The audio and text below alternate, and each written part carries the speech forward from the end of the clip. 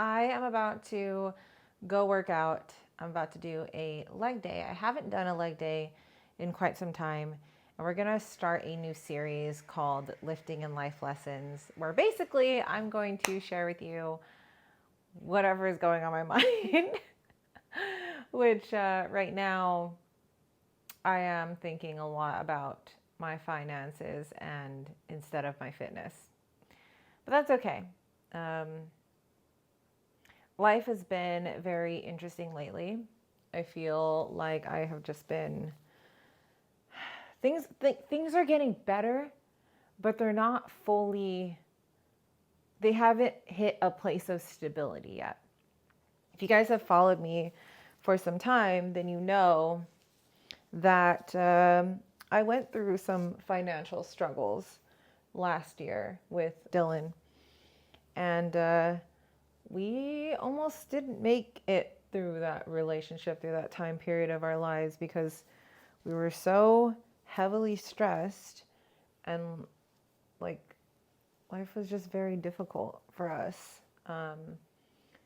It is a whole different beast to experience being broke with somebody, and to not, or to try not to build resentment towards your partner. So yeah, that's kind of my topic today, because it seems to be what is weighing on my heart. Welcome to Lifting and Life Lessons. Also, I got these new headphones and I freaking love them. I was using these other like cheap headphones I got off a TikTok shop, and then JLab was introduced to me, and I was like, let me just check it out and see if it works. I love it. It connects to my phone and my laptop at the same time. So whenever I'm working, especially because I go back and forth between my laptop and my cell phone a lot, because I make a lot of posts, I'm a content creator. So it's cool to like be able to be editing a video, send it to my phone, and then pick up my phone and check it on my phone. It's just been amazing. So I love it. The noise canceling actually works. Let's hit the gym. I was also listening to Charlie Kirk and George Janko. Super fire conversation about the politics and the way society's going and all of that jazz. So if you guys want to check it out, I highly recommend. It's been a great podcast so far, and I'm super excited to finish it. I'm about 35 minutes in, so we shall see. Okay, so let's go hit the gym. Callie, you want to get inside? Callie, stop eating weird stuff. Come on. I'm going to go to the gym and then I'll take you, okay? Later on. I love you. Don't hate me. I love you. Don't hate me. Anyways, guys, life has been a little rough lately. Keys. It smells like poop in there. Keys. Where would I put them if I was a set of keys? So yeah, guys, finances, y'all. Such an interesting thing to feel like you're making progress in life, like your finances are coming up a bit, but to not fully be there, like where you want it to be. And it feels like sometimes like you're not, like you start to question whether or not you're doing something right, or if you're just not doing something enough, or like maybe you feel like it's part of punishment from God. I don't know. I've questioned a lot of these things. We make do. Life is rough lately. The economy's been crazy, and I feel like even though I'm making more money, it's like it still ends up balancing itself out because of how expensive everything is. Kind of sucks sometimes, because I feel like I'm not making any progress. It's heavy. Thank goodness I could lift 45-pound weights. Okay, I'll do a little bit of a warm up. Also, these are far too close.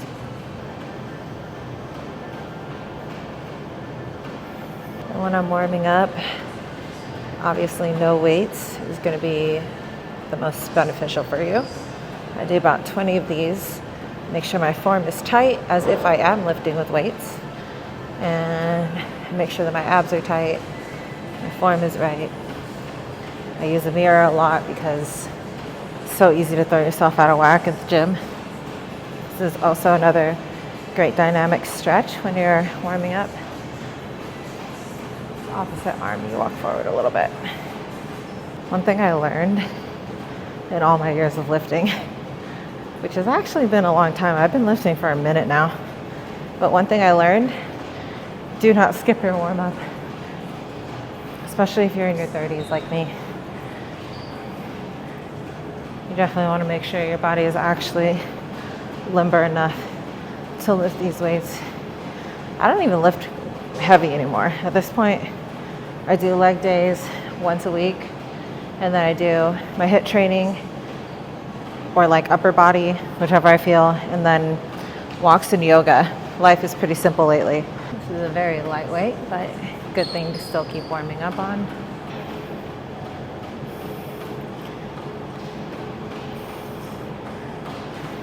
We're getting there. It's like sun hitting my face just right to the point where it's irritating. As I was saying, basically I feel like when it comes to finances and stuff, it's like I'm not struggling as bad as I was before, but it's like I'm still playing catch up. So this entire like process feels like I'm struggling and suffering. But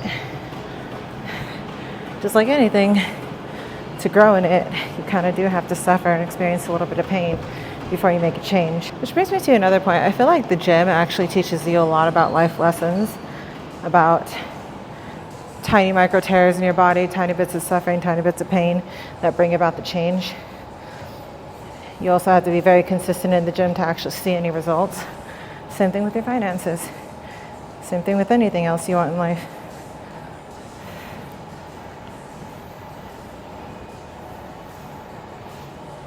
Hits different muscle parts when you slow down your movements. A lot of people like to lift really fast and quickly.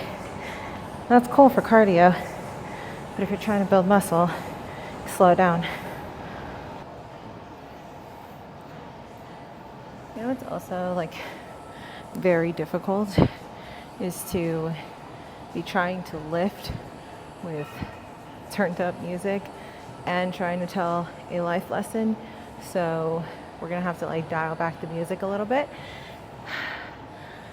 I feel like if I listen to piano music, it's gonna make me turn into a psycho, because like who lifts with piano music? But I'm gonna try it. And then when you're doing this, you wanna make sure that you're not overextending. Some people like to do this like crazy U thing. You don't wanna do that because you will hurt yourself. So the way I use it is I use my arms to kind of correct, make sure that when I come up, I'm in a straight line. And that keeps me from overextending my back. So last night, I went through just a moment, like Dylan and I, we went on a walk. We really had a really good walk. It was, we're gonna try and start implementing this into like our daily routine, or at least our nightly routine, so we can prepare for bed. We went on this walk. We're talking about, you know, dreams and how we optimize our businesses and stuff like that. And a mention of finances came about because I was talking about how I wanted to upgrade my equipment for something that is more suitable for vlog style. And when that conversation came up, he said something like, yeah, but we're gonna need that money for like other things. And it just really frustrated me because I feel like we're both entrepreneurs, right? So like my business is finally starting to like pick up and his is kind of up and down. And so I feel frustrated because I feel like I had been basically giving everything that I've earned to help support us, to help support him during his business. And so when it's coming to my stuff, I've only ever supported myself in it. And I've been able to kind of do both. And so I felt very frustrated because I feel restricted in my own finances that I've earned, that I have to give it away. And so the conversation of finances came up, and Dylan and I have gotten to a point where we're not like yelling at each other for it, but there's definitely still a bit of tension when the conversation comes up. So yeah, we got kind of silent that night. had a moment with God where I sat at the altar, I prayed and cried really intensely, feeling just like helpless and wondering, why does it feel like I'm being punished? I was kind of angry with God. And so I was just asking him, what is all of the suffering for? What is the point of all of this? Why have you not blessed us financially? We have been working up, showing up every single day, being consistent in everything that we do, and yet we're not being blessed with the results that we've been asking for. So what is it that we're doing wrong? And this morning, I will share with you here shortly after I do my kettlebell slings. So my heart rate is going down. We don't want that.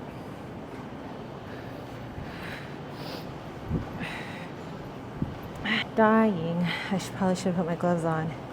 It's definitely going to give me a little bit of calluses. Basically, this morning, I woke up in good spirits, as I typically do, and just felt like I needed to have a moment and talk to Jesus a little bit more clearly without feeling discouraged and feeling like I'm being driven by my emotions. So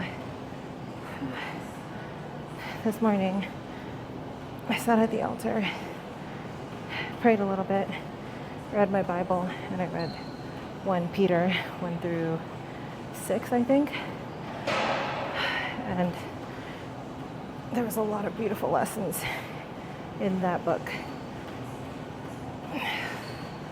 A lot of it talked about suffering and rejoicing in the suffering. Speaking of suffering, I'm suffering right now. What I was saying is learning how to rejoice in some of the suffering that we experience in life, and that the suffering, the challenges, the painful parts of our lives is actually part of the purification process, the process that will engrave us more or ingrain us more with stronger faith, stronger dedication.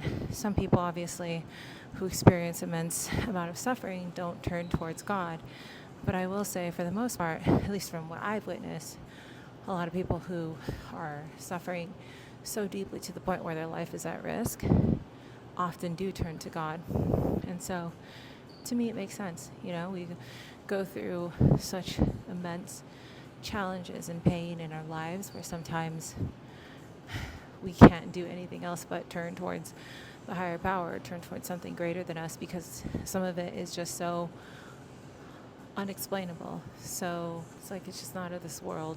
And if we don't believe in something beyond us, when we fail, everything falls apart because we're watching ourselves fail. And so if we don't believe in something beyond us, it makes life very difficult here on earth because you're just relying on self.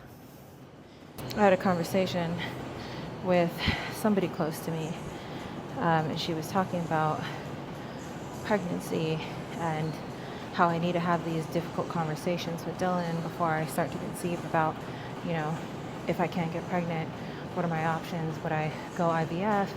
Would I consider adopting? Like, what happens if my child comes out with special needs, et cetera, et cetera. And I looked at Dylan and I was like, no, we haven't had these conversations because we haven't had to come across it yet. And when it does, I have a lot of faith that Dylan and I will be able to work through these problems. And so it just made me realize how important faith actually is when you're living your day-to-day life, because then you start having all these conversations about all the what ifs, all the things that are bad that could happen.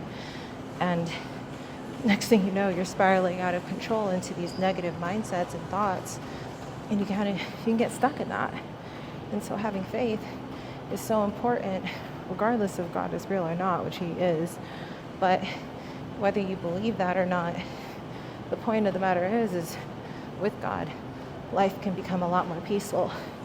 Without him, you're just kind of stuck with the ebbs and flows of life and the challenges and feeling like you're just consistently suffering because that's just life. Imagine always having to submit to everything bad that happens in your life, blaming yourself, taking full accountability, saying that it's all on you. And when you fall short, which you will because you're human, everything crumbles because that's your foundation. Your foundation is you, which you are flawed. Pretty crazy. The topic of faith. What am I trying to do? I can't think straight. It's kind of what's been going on in my mind. Another thing I want to say or share, I guess, is on the topic of finances. It often leads to, well, just vulnerability. I'm sharing with you a very vulnerable part of my life and my story and what's going on. And I just want to say that for people who are afraid to admit the truth, that's how you end up getting stuck in this place of shame and guilt and lies, to the point where you convince yourself that everything's okay when it actually isn't. And because of that incongruency that you hold within your words and the way you carry yourself and what's actually happening in your life, it creates a very real frustration around yourself, feeling like you're out of integrity. We're not meant to live out of integrity with ourselves. We are meant to be able to live openly and honestly. But the fact of the matter is, a lot of us feel a lot of shame and guilt around the truth of our stories. And so I share with you this because, well, I believe that God has actually given me a gift of honesty, vulnerability, truth, and speaking. And so this is me just utilizing a gift that I feel was given to me and not letting it go for granted. But it's also to hopefully encourage you guys to feel comfortable in sharing about your faith, about the truth and realness of your life and what's actually going on, especially to your loved ones. I mean, not everybody has to know your story. Not everybody has to tune in to you, and you don't have to share it with the world. You don't have to post anything online and be vulnerable on there if you don't want to. But when it comes to the people you love, the people you allow in, who are close to you, who have your heart and you trust them, share with them the truth. And I guarantee it will begin the pruning process. Either they will stay with you, love you even more for your honesty and your vulnerability, or they will turn the other cheek and decide that that is too much vulnerability for them, and they'll go elsewhere. And I know that that sounds scary, to be losing people in your life, especially that you love, because they don't accept a part of you. But do you really want somebody like that in your life anyways? I want you to sit and think on that while I do my little pelvic thrust. All right, I'm going to start off with just a 35.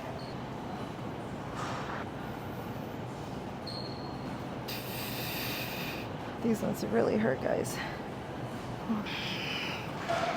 Yeah, so today feels a little heavy, a little heavier than normal, but like I'm still in good spirits. I have a long day of filming today, so that's gonna be fun. I'm curious if you guys have experienced this. I feel like most people in their lives have, especially if you're going a non-traditional route. You're exploring entrepreneurship or trying to start a business or something of that nature.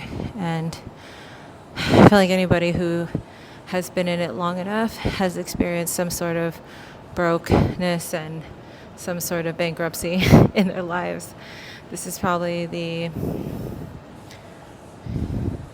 I want to say, second time I've gone broke. And this one's not as painful as the first. The first one's always the most painful. It's because you don't know what to expect. And at this point, I think I'm kind of just getting used to the motions and learning how to move along with the waves. But it doesn't make it any easier. It just makes me more equipped to handle it again and again and again until it doesn't happen anymore. And the crazy part is I know so well, even though I'm experiencing these hardships, I know damn well that there is no other route for me. I have exhausted all other options. I've opened so many doors and had to shut so many because none of them were in alignment with my heart and my soul and what I desire. And even though I get frustrated with Dylan and we have relationship problems, and at the end of the day, I still love that man. And I am so excited to marry him. I think there's something to be said about that as far as commitment goes. because a lot of the time, a lot of what causes our pain and suffering is that we jump ship too soon.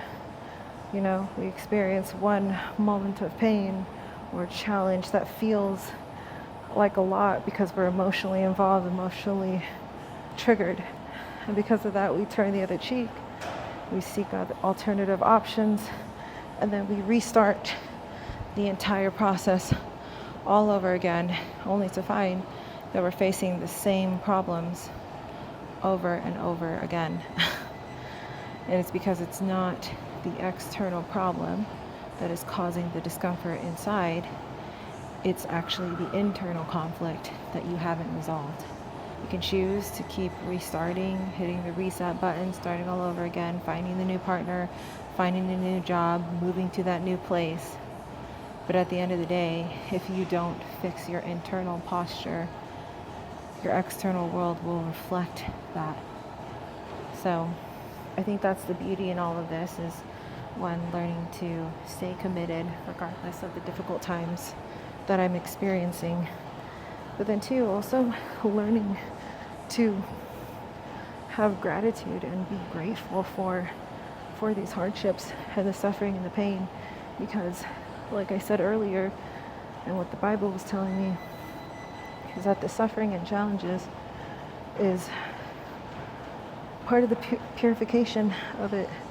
It is something we should rejoice in, because that means that we are being put up for the task, put up for the challenge, and that God thinks that now is the time that we can handle it. And when the challenge continues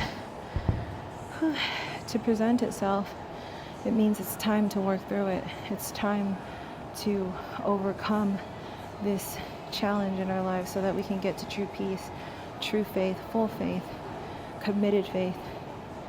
I'm just learning to be grateful, with the suffering and challenges. I'm definitely grateful for the first time I went broke, when I had to sell my house just to keep Dylan and I afloat.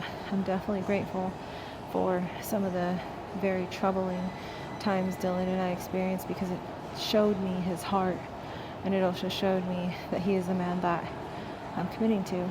And so even though there's times where I feel like I get a little bit shaky, and I'm like, what did I sign up for? What did I do? Is this the right move? At the end of the day, it doesn't really matter what's right or wrong. It matters what I commit myself to. And so I've committed myself to him, committed myself to my business, and the suffering is just a gift, an opportunity for me to learn from and to grow and to evolve from. So that's today's lifting and life lesson, and I just hope that it helps somebody out there, you know. I hope so. I hope you guys are having a beautiful day. Thanks for tuning in to the Donna Gift Show. Let me know, give me a thumbs up, subscribe if you like this series. I'm definitely going to be coming out with more.